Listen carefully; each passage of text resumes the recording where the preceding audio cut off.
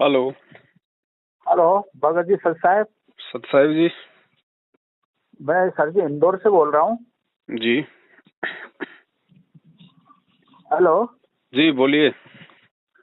Sir जी मैं इंदौर से बोल रहा हूँ। मैंने ये नाम यहाँ से इंदौर से लिया था ऑनलाइन पे। जी तो वो सही है कि गलत है? नाम तो सही है, नाम तो परमात्मा का है, लेकिन देने वाले लोग गलत हैं, इनको आदेश नहीं है।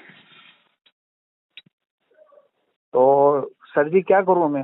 देखो, गलती आपकी नहीं है, आपको गुरुजी का ज्ञान अच्छा लगा, आपने नाम ले लिया।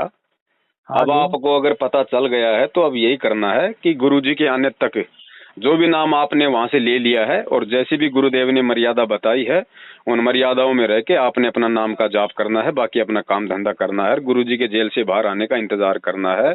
उनके आने हाँ। तक ना किसी को 1 रुपया दान का देना, चाहे कोई कितना रोए, कितना गिड़गिड़ाए, कोई कितना कुछ कहे, तेरा नाम खंड हो गया, तेरा ये हो गया, तेरा वो हो जाएगा, उन्होंने कहा भैया मेरा जो हो गया सो हो गया, अब गुरुजी आएंगे तब देखेंगे, तब तक तुम तुम्हारे, हम हमारे।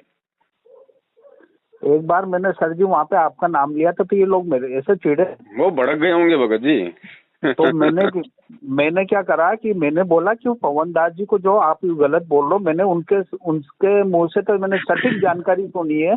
जी और आप मतलब कैसे बोल रहे हो कि आपका नाम खंड हो जाएगा उनके अगर देखा और सुना तो?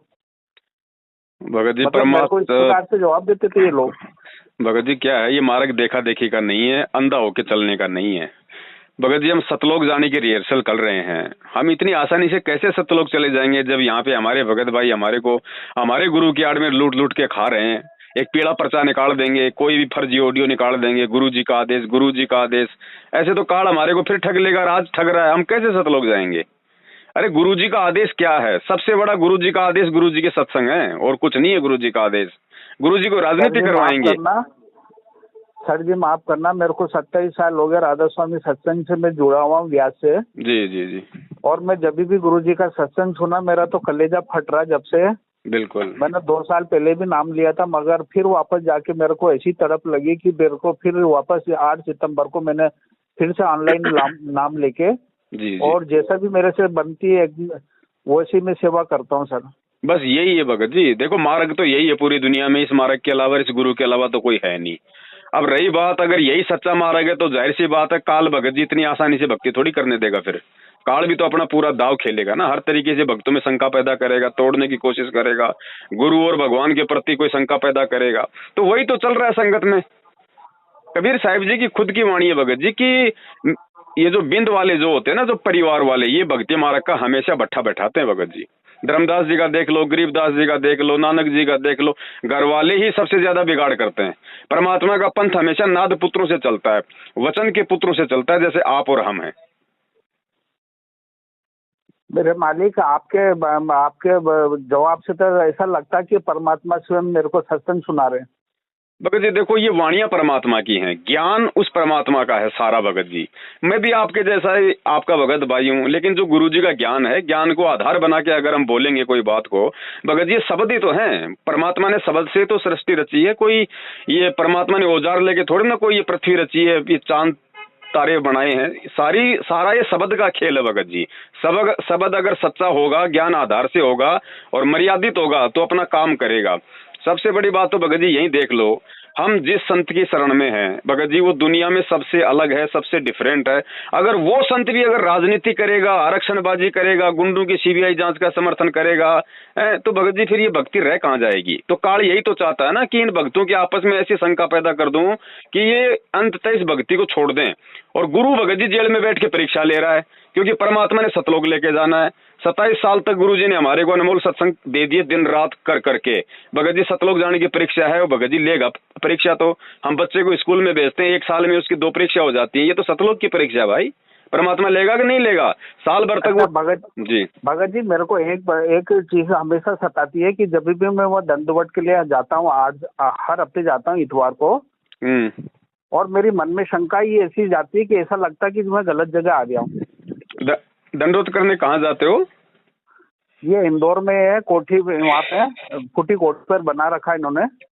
तो आपने अपने घर पे दरबार वगैरह नहीं लगा रखा है क्या परमात्मा का? नहीं लगा तो रखा है। फिर कहाँ जा रहे हो भगत जी? मोको कहाँ ढूंढे रे बंदे, मैं तो तेरे पास में।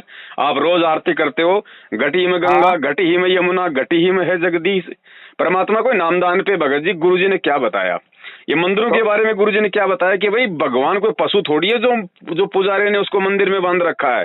तो ठीक इसी प्रकार भगत जी हमारा परमात्मा कोई जानवर थोड़ी है। गुरु जी जो नामदान केंद्र वालों ने वहां पे परमात्मा को बांध रखा होगा वो तो विश्वास में है, हम सबके घर में है परमात्मा।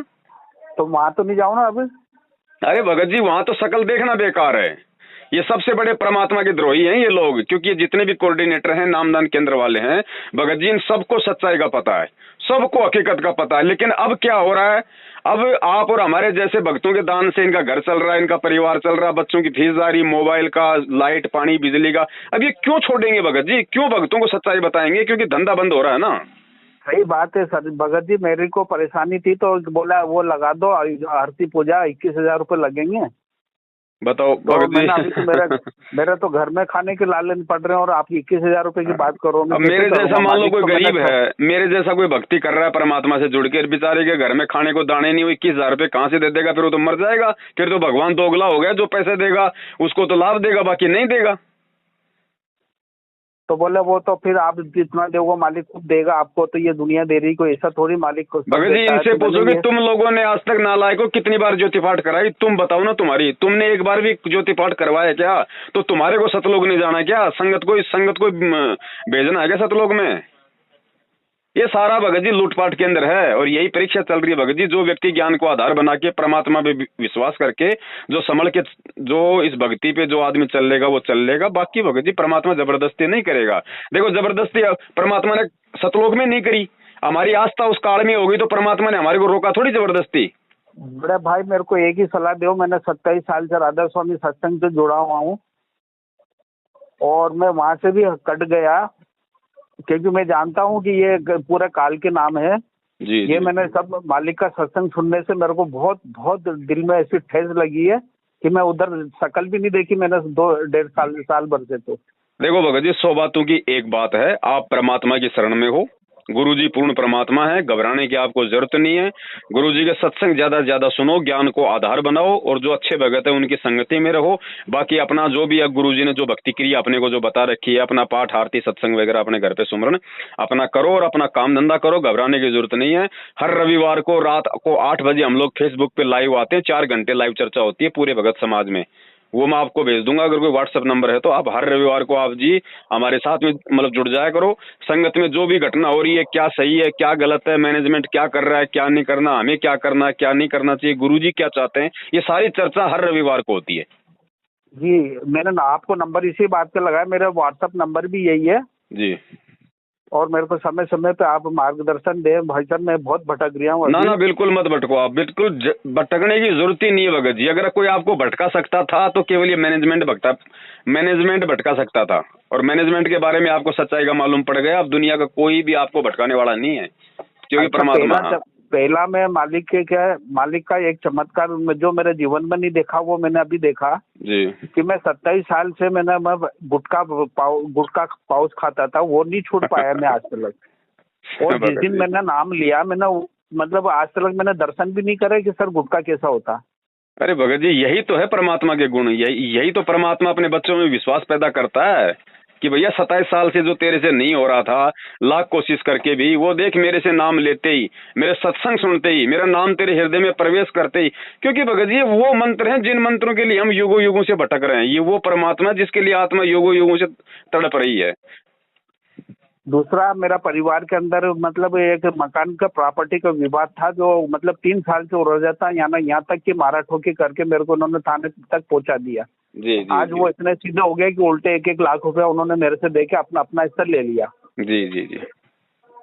अब कुछ स्थिति मेरी मन में ऐसी बन रही है जी, कि मतलब मैं यहाँ से उनको अपना हिस्सा देके मतलब मैं उनको नहीं तकलीफ दे, अपना हिस्सा ले और मेरा हिस्सा मैं बेचकर और कहीं और बनाने की इच्छा रखता हूँ। तो इसके लिए मेरे को आप मार्गदर्शन दो ना। आप देखो भगत जी हमें चाहिए परमात्मा, ये प्रॉपर्टियां पहले भी यही थी आगे भी यही रहेंगी।